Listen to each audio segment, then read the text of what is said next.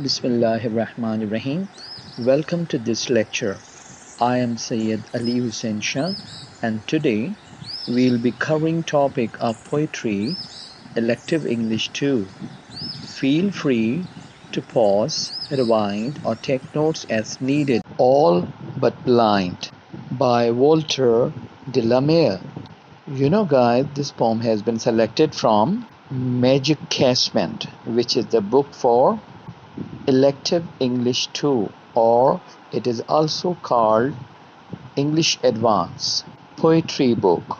What is the punchline over here? That we are all blind to something. मज़ीद पढ़ने के लिए आएं ज़रा इसकी स्टडी करते हैं.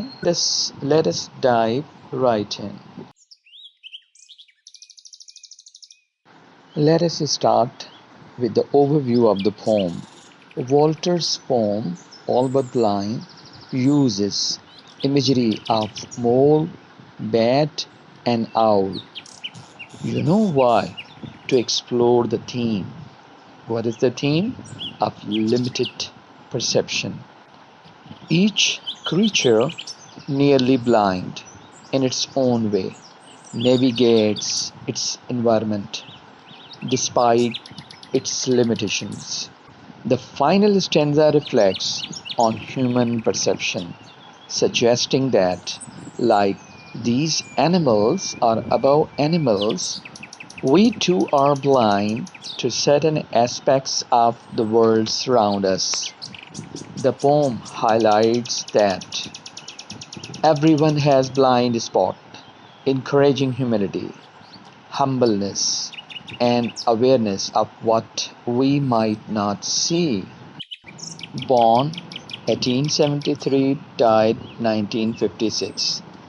De la Mare was a renowned English poet, short story writer, and a novelist. He was also celebrated for his rich imagination and lyrical style. He is best known for his works that blend fantasy means imagery with a deep sense of mystery means unidentified object, often exploring themes of childhood, dreams, and the supernatural. De la Mare's poetry and prose are characterized by their haunting atmosphere. Evocative means reminiscent imagery, and a focus on the inner life. Some of his most important, most famous works include the poem The Listeners and the novel Memoirs of a Midget. His ability to capture the elusive means abstract, and the ethereal means otherworldly has made his work enduringly means permanently popular. Now, structure of the poem, it consists of 4 quatrains, meaning it has got 4 stanzas, each containing 4 lines. Then rhyming scheme of the poem is A, B, C, B in each stanza. This means the second and fourth line rhyme, while the first and third line do not. This irregular rhyming scheme contributes to the poem's reflective and contemplative tone. The meter of the poem. This poem is written in combination of iambic trimeter and iambic diameter. The first, second, and fourth line of the poem, of the stanza rather, are typically in iambic trimeter, means 3 feet per line, while the third line is often in iambic diameter, 2 feet per line. This gives the poem a rhythmic, almost sing-song quality despite its serious subject matter. First stanza means first quatrain. All but blind, in his chambered hall, groups for worms, the full-clawed mole. In this stanza, the poet describes a mole creature that's nearly blind, living in its burrow underground. The mole groups or feels round for worms in the dark. The chambered hole refers to the mole's underground tunnels. This stanza highlights the mole's blindness and how it must rely on its other senses to survive.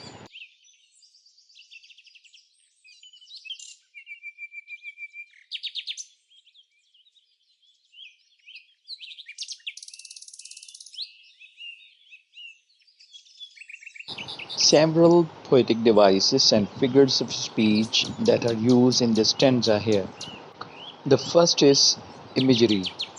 The stanza creates a vivid mental images of a mole groping for worms in its dark underground burrow. Phrases like chambered hole and four-clawed moles evoke sensory experience and help the reader visualize the scene. Next is alliteration. The repetition of consonant sounds at the beginning of the words is present in the phrase four-clawed repetition of the F sound. Why alliteration is used? Alliteration helps create rhythm and draws attention to the specific phrases. The next is consonants. The repetition of consonant sounds, particularly at the end of the words, can be seen in groups and worms, which both ends with the S sound. This repetition adds to the musical quality of the poem. Metaphor is the next. The entire image of the mole could be interpreted metaphorically to represent people or creatures who are blind in some way, perhaps intellectually or spiritually, yet still strive to find their way in the world. Personification is one of the figures of speech. The mole is given human like qualities with the word groups, which suggests a sense of purposeful searching. This anthropomorphism makes the mole's actions more relatable to the reader. Here, enjambment, the stanza continues its thought across multiple lines without a pause at the end of each line. For example, grooves for worms, the four-clawed moles flows from one line to the next, creating a sense of continuity. Second stanza, all but blind in the evening sky, the hooded bat twirls softly by. This stanza describes a bat, another creature that is nearly blind. The bat, active during the evening, is depicted as flying quietly, twirls softly across the sky. The phrase hooded bat suggests that the bat's face is obscured, emphasizing its blindness. Despite this, the bat navigates through the darkness with agility.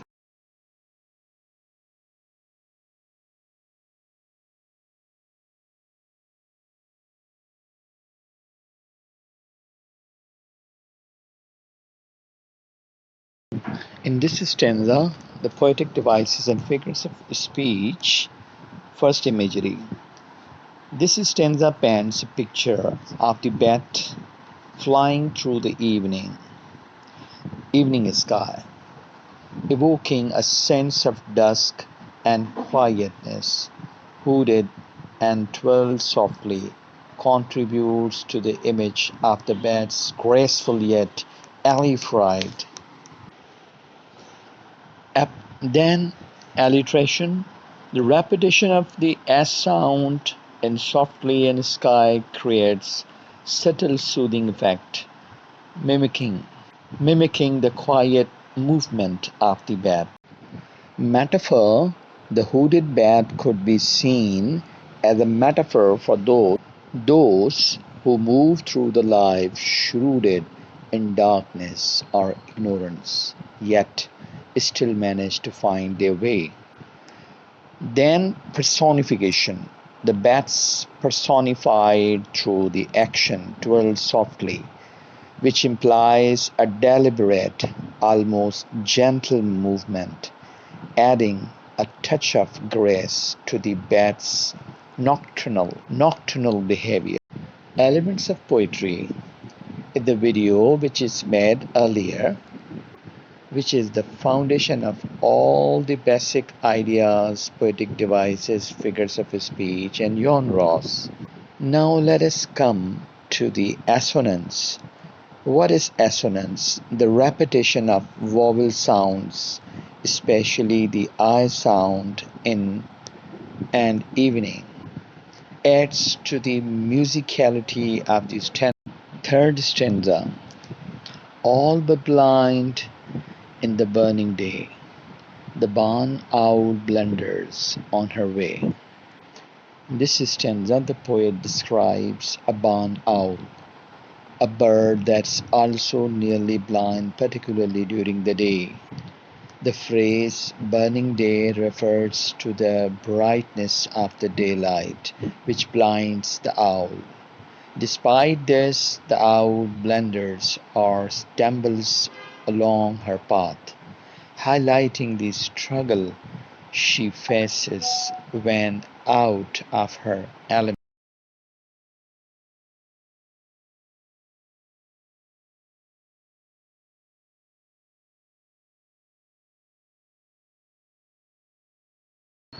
Last stanza, and blinds as are these three to me, so blind to someone I must be. In this concluding stanza, the poet reflects on the blindness of the three creatures, the mole, the bat, and the owl, and draws a parallel to his own condition. He acknowledges that just as these creatures are blind to their surroundings, he too must be blind to someone or something in life. This realization introduces a universal theme of human limitation and the idea that everyone has their own blind spots.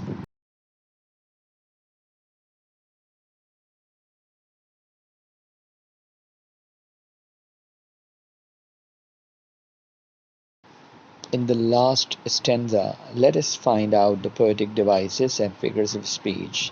First is simile, the comparison. Blinds as are these three to me directly compares the poet's blindness to that of the mole, bat, and owl. The use of as makes this a simile. Next is repetition. The word blind is repeated to emphasize the central theme of the poem and to connect the poet's condition to that of the creatures described earlier. Next is paradox. The stanza introduces a paradoxical idea. The poet is aware of his own blindness, suggesting a deep understanding of his limitations.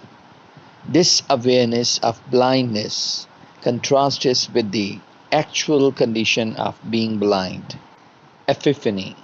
The final stanza serves as an epiphany for the poet, a moment of sudden realization about his own vulnerability and the universal nature of blindness, whether literal or metaphorical.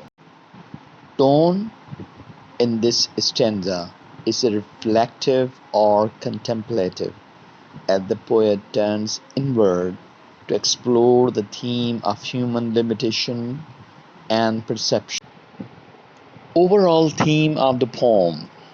The poem explores themes of blindness, both literal and metaphorical, and the limitations that all creatures, including humans, face in understanding the world around them.